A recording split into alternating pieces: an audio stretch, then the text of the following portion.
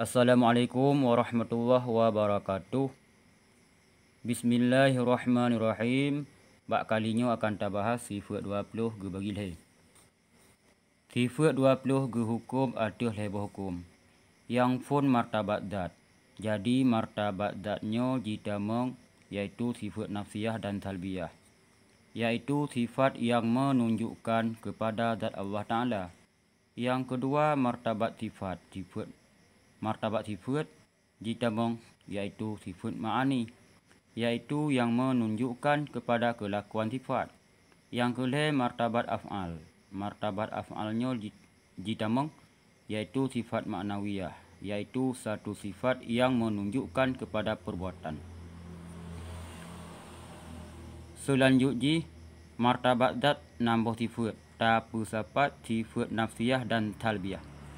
Contoh nambah wujud, qidam, baqa, mukhalafatuhu lil hawadis, qiyamuhu binafsih, wahdaniyah.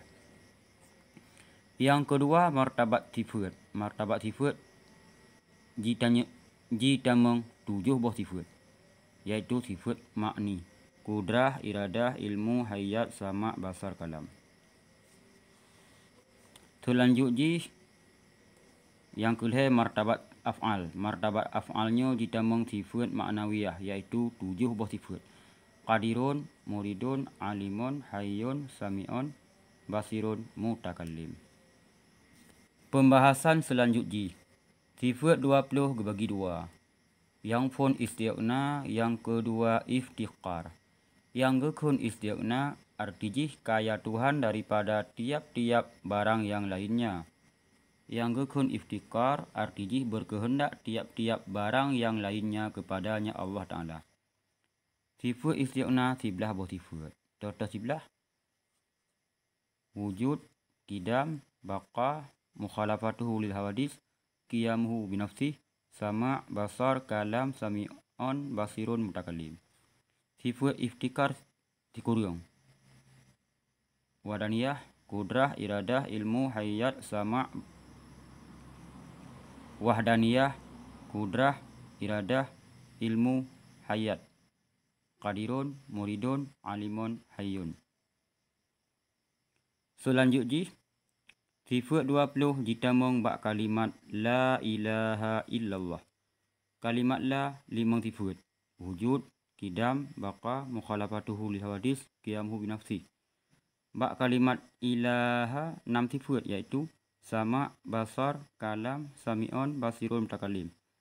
5 tambah 11, 5 tambah 6 je 11. 11 buahnya adalah sifat istighna, yaitu yang dikandung dalam kalimah la ilaha. La 5, ilaha 6. Wateta jumlah 11. Nyan jiwa diji bak sifat istighna. Selanjutnya yang kelih kalimat illa buah sifat, yaitu qadirun, muridun, alimun, hayyun. Yang keempat kalimat Allah 5 buah sifat. Wahdaniyah, kudrah, iradah, ilmu, hayat. Jadi bak kalimat lapet, bak kalimat Allah 5 buah sifat. Wate tatamah pek tamah 5 dikurang nyan sifat iftikar. Selanjutnya 1. La kalimah nafi, artinya meniadakan. Yang kedua ilaha, kalimat munfi, nasabah pendapat mamfi, artinya yang ditiadakan, yaitu tiap-tiap hakikat ketuhanan yang lain daripada Allah Ta'ala. Yang kelih kalimat illa, guna kalimat isbat, artinya menetapkan.